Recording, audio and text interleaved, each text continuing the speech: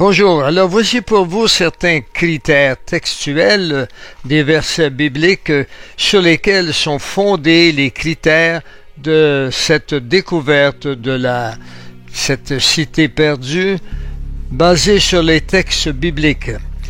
Voici des similitudes frappantes des trois textes bibliques qui vont fonder le récit de l'Atlantide, ou, si vous aimez mieux, la civilisation préhistorique disparue. Le premier texte qui est à consulter, c'est celui d'Ésaïe 14, entre les versets 4 et 23. Ce texte nous parle à première vue du roi de Babylone, mais on se rendra vite compte qu'il parle de quelqu'un d'autre. Le deuxième texte est celui d'Ézéchiel 28, entre les versets 1 à 19, auquel on ajoutera des passages des chapitres 26 et 27, et qui nous parle à première vue du roi de Tyr, mais dont on verra encore qu'il concerne plutôt un ange.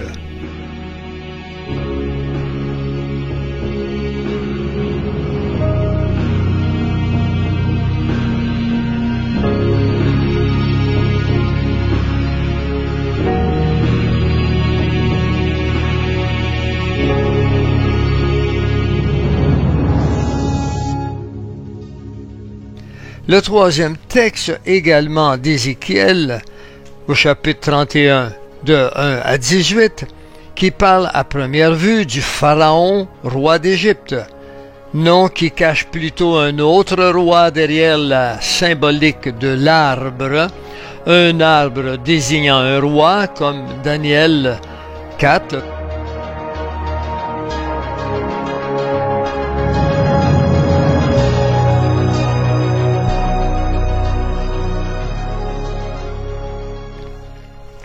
Ces trois textes nous parlent au départ d'un être décrit comme étant beau et lumineux, un être riche mais qui va finir par devenir violent et dont le cœur va s'élever au point de tenter de renverser le Créateur.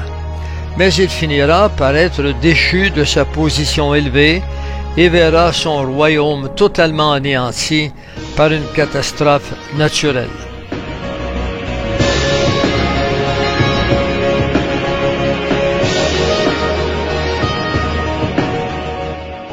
En somme, ce qui s'est passé dans l'Atlantide s'est passé du temps de Noé et se passera à la fin du millénium. Il n'y a rien de nouveau sous le soleil et le soleil n'a pas changé, il n'y a pas de nouveau, les choses se répètent, mais Dieu demeure toujours très bon au cours de ces millénaires et donne toujours une chance à sa créature de jouir avec lui de sa gloire.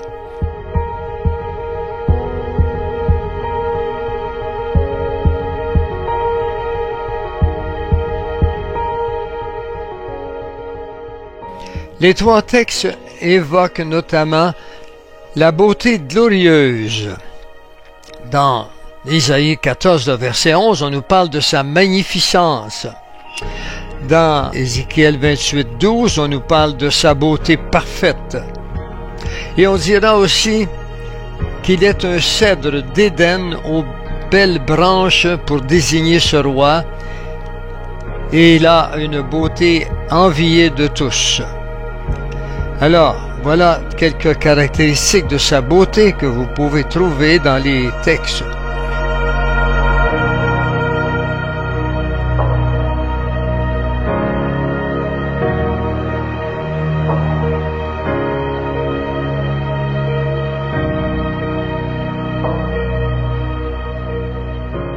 Sa richesse et sa gloire. On nous parle de sa richesse et de sa gloire. Tu t'es acquis des richesses. Donc, il est bien dit, il s'est acquis des richesses. La question sera, comment s'est-il acquis ces richesses?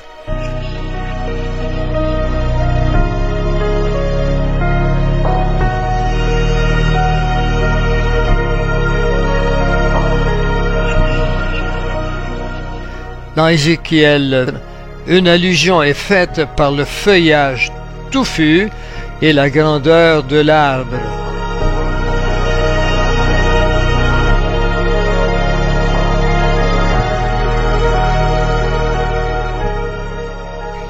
Il nous parlera également de sa violence. Il frappait des peuples. Isaïe 14, 6. On parle également de son rôle de musicien. Tout le monde a entendu dire que Lucifer était le roi des musiciens. Alors on le voit, on parle du son de ses luttes. Isaïe 14, 11. Ses tambourins et ses flûtes à son service. Ézéchiel 28, 13. Son cœur qui s'est élevé, qui disait dans ton cœur, je monterai au ciel. Isaïe 14, 13.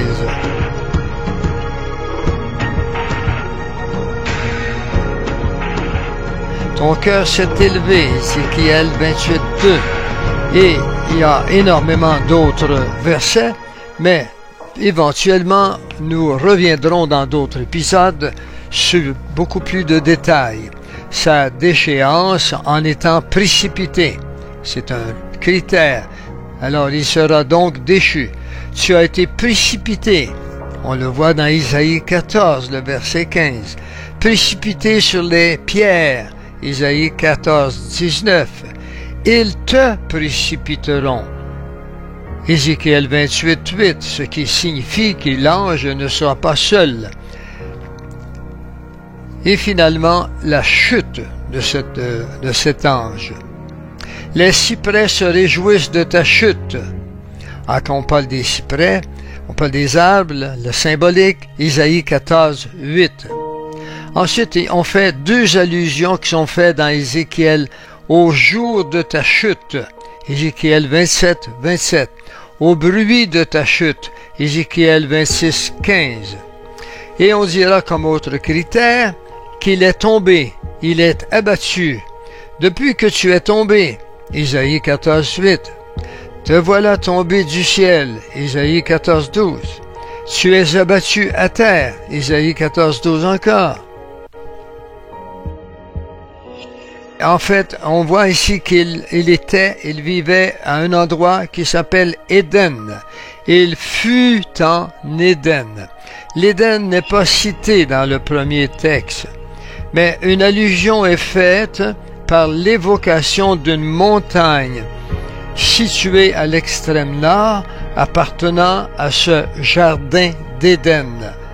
À voir dans Isaïe 14, le verset 13.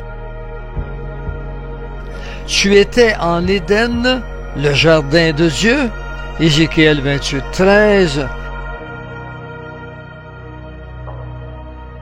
Et tous les arbres d'Éden, Ézéchiel 31, verset 9. Tous les arbres d'Éden consolés, Ézéchiel 31, 16. Parmi les arbres d'Éden, et le chapitre 31, 17, précipité avec les arbres d'Éden. Il est important d'attirer votre attention, parce que nous allons y revenir, mais qu'il ne s'agit pas de l'Éden d'Adam et Ève, puisqu'il n'y a rien de semblable qui est arrivé dans la Genèse de la Bible.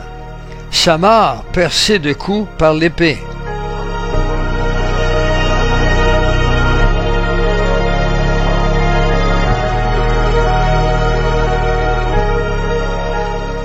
Un autre critère, sa fin dans une fosse, dans les profondeurs de la fosse, Isaïe 14, 15, sur les pierres d'une fosse, Isaïe 14, 19. Il était avec ceux qui sont descendus dans la fosse, Ézéchiel 26, 20, avec ceux qui descendent dans la fosse, Ézéchiel 31, 14. Et une autre caractéristique, il s'agit ici d'une catastrophe naturelle. L'allusion par balai de la destruction d'Ésaïe 14, 23. Destruction par une catastrophe naturelle d'origine maritime.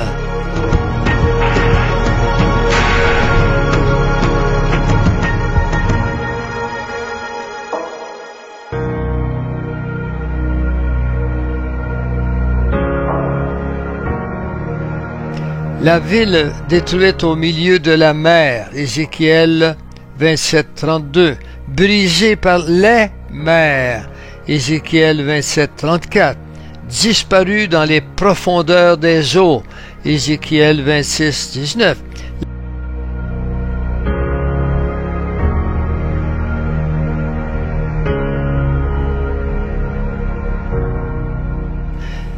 Et un autre critère pour vous, et vous voyez que tout ceci n'a rien à voir avec le jardin d'Éden d'Adam et Ève. Un abîme déchaîné signifiant l'océan. Quand je ferai monter contre toi l'abîme, Ézéchiel 26, 19. L'abîme l'avait fait pousser, Ézéchiel 31, 14. J'ai couvert l'abîme à cause de toi, Ézéchiel 31, 15. Et voilà, et beaucoup d'autres versets. Sa position partant du ciel vers la terre. Alors, il y a deux positions ici qui sont un aller-retour. Et on devra commencer avec la position de cet ange partant du ciel vers la terre. Te voilà tombé du ciel, Isaïe 14, 12. Tu es abattu à terre, Isaïe 14, 12 toujours. Tu étais sur la montagne sainte. On change de prophète. Ézéchiel 28, 14. Tu étais en Éden. Je te jette par terre, Ézéchiel 28, 17. Les peuples de la terre, Ézéchiel 31, 12. Autre critère, la terre qui trembla. Les îles tremblent, Ézéchiel 26, 15. Les îles tremblent, Ézéchiel 26, 18.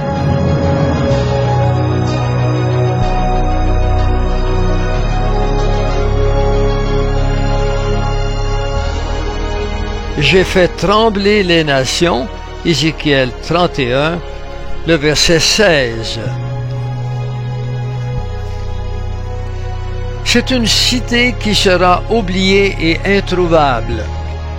Alors, comme vous le savez comme moi, on cherche encore l'Atlantide, mais ce que les prophètes nous disent sur cette cité, c'est qu'elle sera oubliée et introuvable. Elle a été oubliée pendant des millénaires, mais nous sommes à la fin des millénaires et maintenant on a recommencé à la rechercher puisqu'il nous a dit qu'à la fin la connaissance allait augmenter et ce qui était oublié maintenant sera retrouvé puisque dans Luc 12, 2, il nous a bien dit que tout ce qui est caché sera révélé.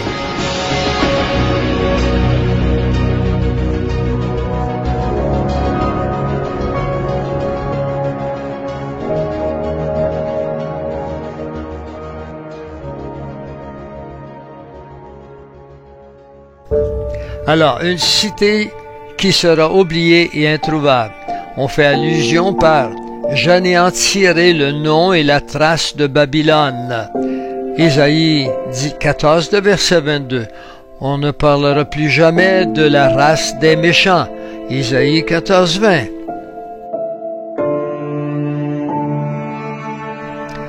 Alors, au vu de ces similitudes entre ces trois textes, la conclusion est que ces trois textes nous donnent un même récit dont certains détails nous amènent à penser que les rois qu'ils citent à première vue ne sont pas réellement en cause dans les événements qu'ils décrivent, mais qu'il s'agit d'un seul récit qui raconte l'histoire du même personnage et dont l'un de ces textes nous dira qu'il s'agit du chérubin qui deviendra Satan.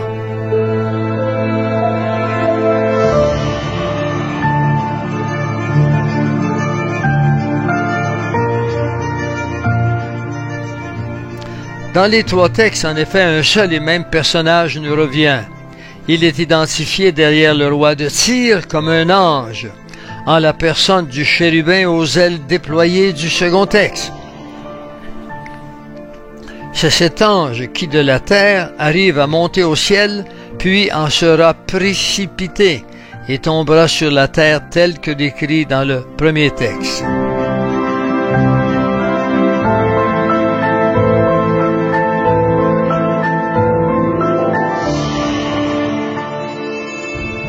Voyons maintenant la géographie de l'Atlantide. Pour décrypter l'Atlantide, un même lieu dans les trois textes qui s'appelle le Jardin d'Éden. Nous avons vu dans l'étude des similitudes des trois textes que deux parmi les trois textes mentionnent le nom d'Éden, qui apparaît jusqu'à 5 fois en Ézéchiel, comme il apparaît également 5 fois dans le livre de la Genèse. Et dans Ézéchiel 28, par exemple, au verset 13, la présence d'un ange est décrite dans le jardin d'Éden par Ézéchiel de la manière suivante. Tu étais en Éden, le jardin de Dieu. Alors Dieu avait, semble-t-il, un jardin au ciel et un jardin sur la terre.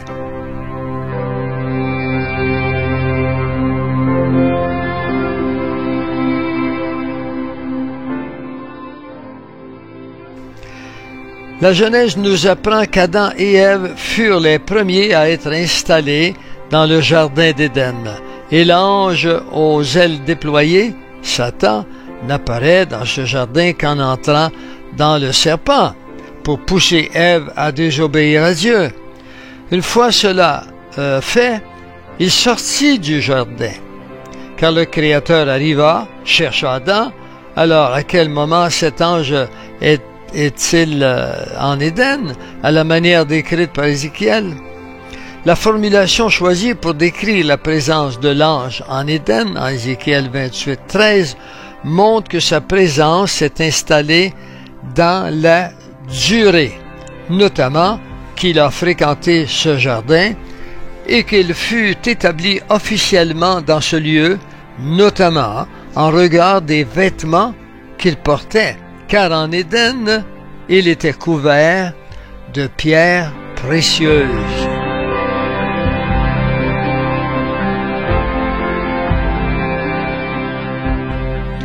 Mais en Genèse, cet ange n'entra dans le jardin que d'une manière non officielle, qu'on qualifierait de furtive, puisque caché dans un serpent, ce qui est une posture humiliante et s'oppose donc à celle décrite par Ézéchiel 28, 13.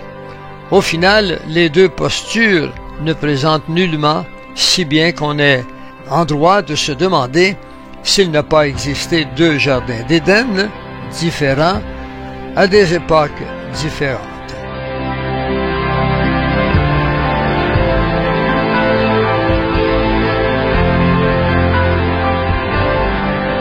Voyons maintenant un jardin d'Éden de la Genèse biblique, et ensuite un jardin d'Éden d'Ézéchiel 28 et 31.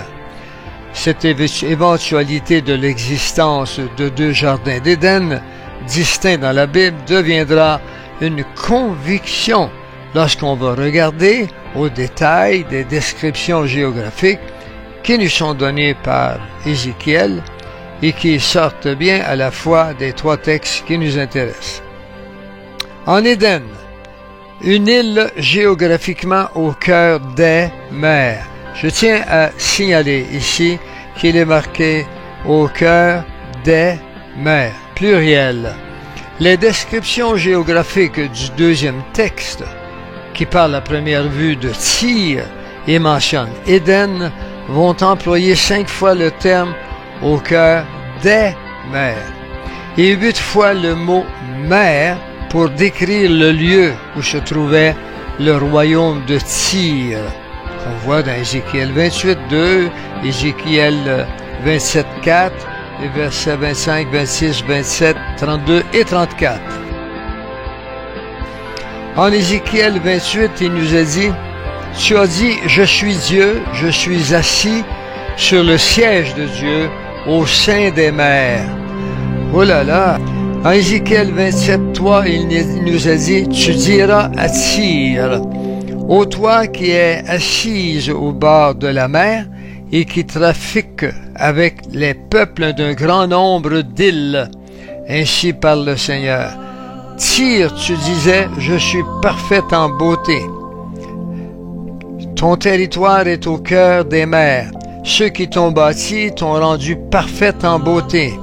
Les navires de Tarsis naviguaient pour ton commerce. Tu étais au comble de la richesse et de la gloire au cœur des mers. Tes rameurs t'ont fait voguer sur les grandes eaux. Un vent d'Orient t'a brisé au cœur des mers. Écoutez, il y a beaucoup d'autres choses, mais ce qui est important ici à retenir, puisque nous y reviendrons, eh bien, il faut retenir qu'ici, il est question que ça se passe au cœur des mers.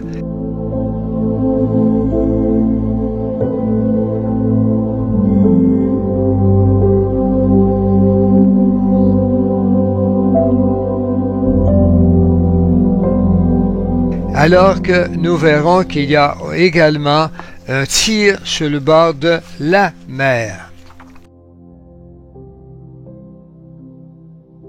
Or, la vraie situation géographique de Tyr, telle qu'il existe encore aujourd'hui, est celle décrite en Ézéchiel 27:3, un lieu situé au bord de la mer. Et pour ne pas exagérer, Tyr n'est environné que d'une seule mer, et non pas de plusieurs mers en même temps. Et cette seule mer est bien entendu la mer Méditerranée.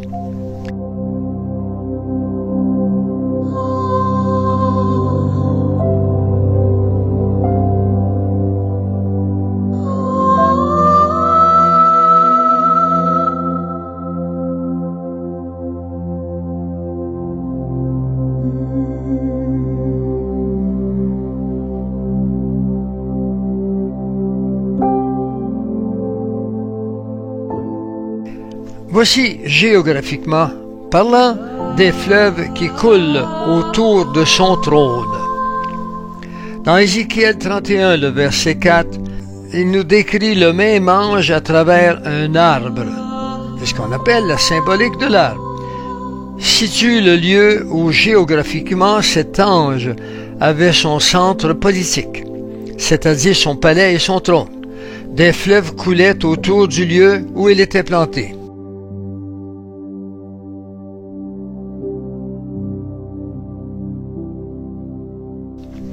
Or, Platon décrit la capitale de l'Atlantide comme entourée d'enceintes circulaires de terre et de mer, formant les fleuves qui coulent autour du palais du roi dont parle Ézéchiel. Les eaux l'avaient fait croître, l'abîme l'avait fait pousser en hauteur. Des fleuves coulaient autour du lieu où il était planté et envoyaient leurs canaux à tous les arbres des champs. Vous le verrez dans Ézéchiel 31, le verset 4. Géographiquement parlant encore, des canaux et des champs. Dans le troisième texte, alors qu'Ézéchiel décrit le cèdre comme étant entouré de fleuves qui coulent autour, il ajoute que des canaux sortent de ces mêmes fleuves et vont abreuver des champs tout autour, ce qui donne cette image qui, inévitablement, colle avec celle de l'Atlantide.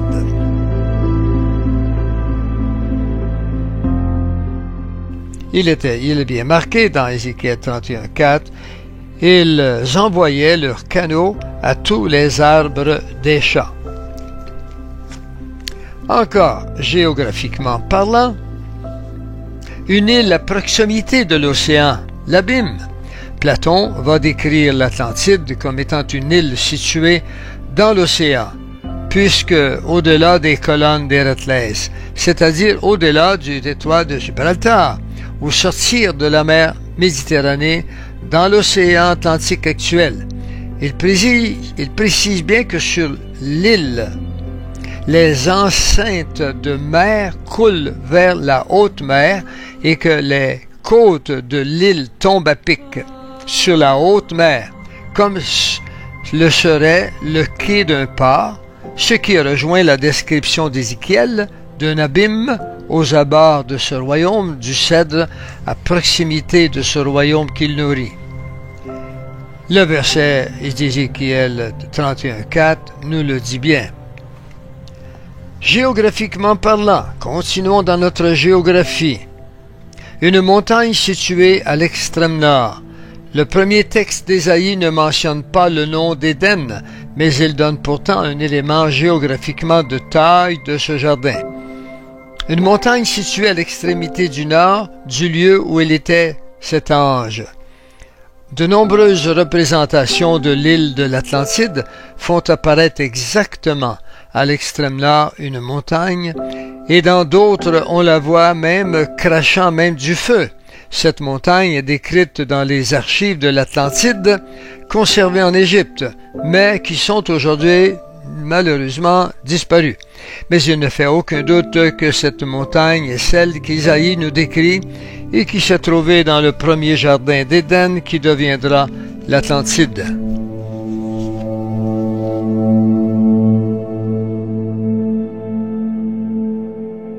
Le cèdre fut un dieu de l'abîme et des fleuves Poséidon.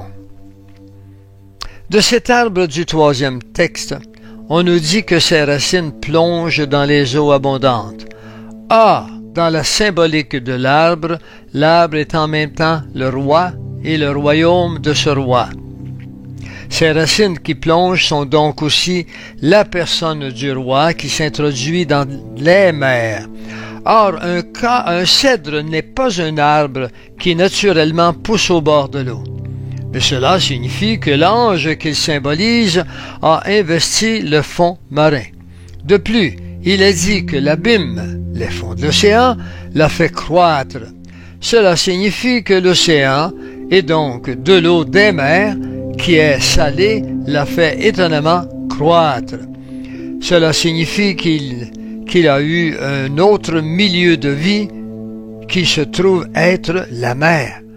Et donc que cet ange fut le dieu Poséidon qui voulut posséder Éden, les mers, et conquérir les autres territoires.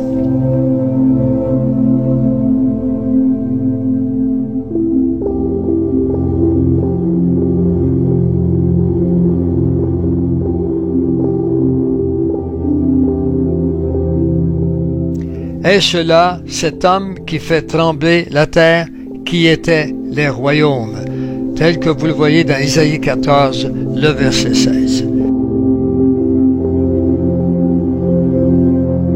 Chers amis, nous présenterons maintenant dans d'autres épisodes des textes et des documents qui vous intéresseront au plus haut point, parce que nous avons à plein feu décidé de retourner en arrière. L'eschatologie est un grand fil qui a un alpha et un oméga, un départ et une fin. Nous croyons que nous sommes à la fin d'une période qu'on appelle le temps des nations et que bientôt le Seigneur reviendra, mais nous croyons également que cet ange qu'on appelle le chérubin a parcouru le grand fil depuis le début et sa vraie nature s'est montrée comme étant celle que Dieu nous décrit comme étant Satan. Au revoir et à la prochaine épisode.